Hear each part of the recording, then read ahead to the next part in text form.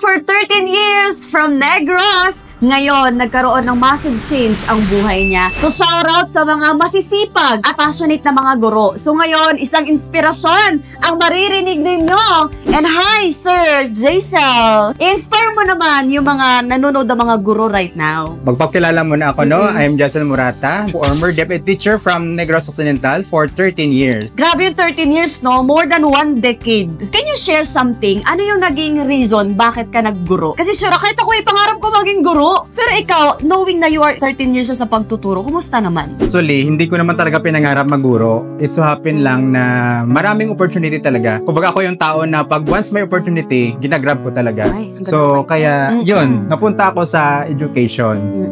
Grabe, so before ka napunta sa education, ano yung mga experiences mo sa buhay? Kasi for sure, behind that, kung saan ka nakarating ngayon, sure ako may mga kwento yan na talagang nasabi mo, ay, yes, I made it.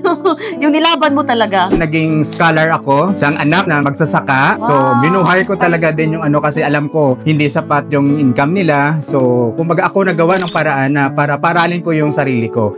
Thank God, no, na naging scholar ako ng board member namin at napunta ako sa institution na nagdala sa akin na maging guro. Ang galing, no? Shout out naman natin yung mga magsasaka or anak ng mga magsasaka na masabi mo talaga na diploma lang nak, okay na ako, masaya na ako, makikita ko na yung fruits of hard work. Grabe, so sa 13 years mo, Sir Jas, na while you are teaching, nakikita mo yung mga estudyante mo, iba yung feeling, no? Na sir, thank you, nagpapasalam, na-experience mo na siyempre for 13 years for sure, may mga estudyante yan na nakapag-graduate na-experience mo na may nagpasalamat sa'yo kasi naging successful sila ngayon. Yes, actually, marami. Wow. Ano feeling mo nun pag may nagpapasalamat sa'yo? Priceless moment talaga. Kasi, syempre, hindi mo naman kano-ano, hindi mo naman kadugo, pero heartfelt nila napapasalamat sa'yo na the moment na naturuan mo sila, usually kasi yung mga nakakaalala pa talaga sa akin, yung mga pasaway.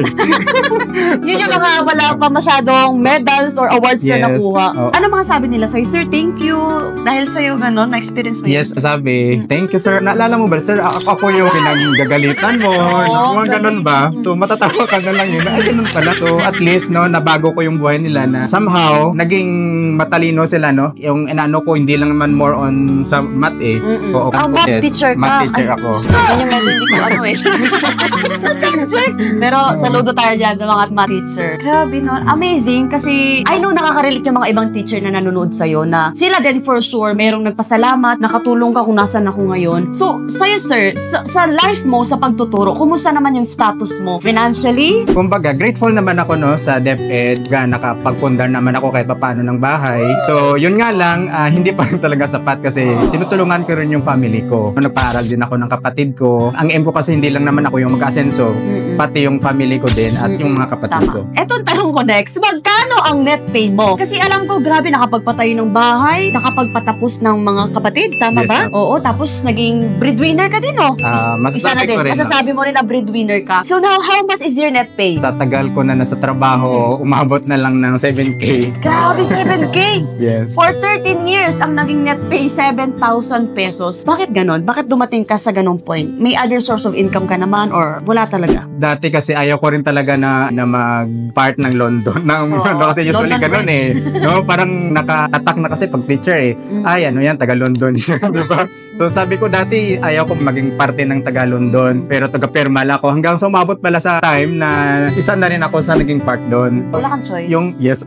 Pero ginamit ko naman siya. Yun nga lang, I realized na hindi pala siya napunta sa asset. Napunta sa liabilities. That's why walang balik. Kaya yun siya. So ngayon, nung nakita mo tong negosyo na to, ano naman yung naging transformation? Siyempre, meron talaga yan. Kasi I believe, pag meron tayong bagay na gustong-gusto natin, meron talagang results na makikreate, lalo na tatrabahuin natin. So ngayon, Sir Jaisel, magkano yung total income mo because of this business?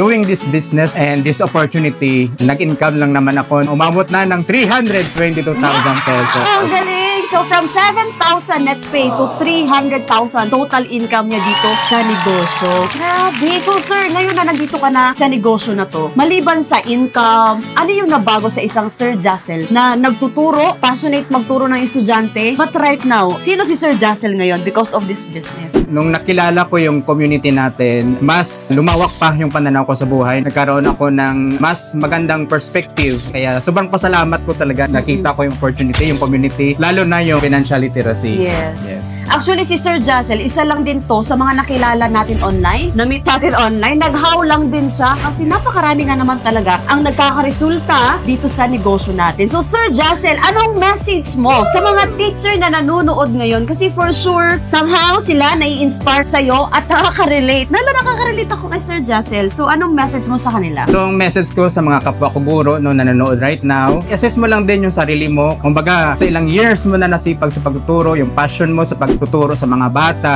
ikaw lang din no, makakaalam yan na kung mayroon mang ibang opportunity na makapagbigay sa'yo ng exit plan. Kasi ako, ginawa ko lang din totally part-time before. So, hanggang sa ginawa ko na rin talaga full-time. Kumbaga, naging turning point ko na hindi habang buhay, mas stay ako sa employment. Kaya ngayon, hawak ko na rin yung oras ko at kahit nasa bahay lang, umi-income pa rin. Yes! So, I know, teacher, nai-inspire ka na kay Sir Jassel. So, what happened to him, we know na possible din na mangyari sa'yo. So, by the way, I'm Ana Rose Argoanon. To know more about our business, message this page now.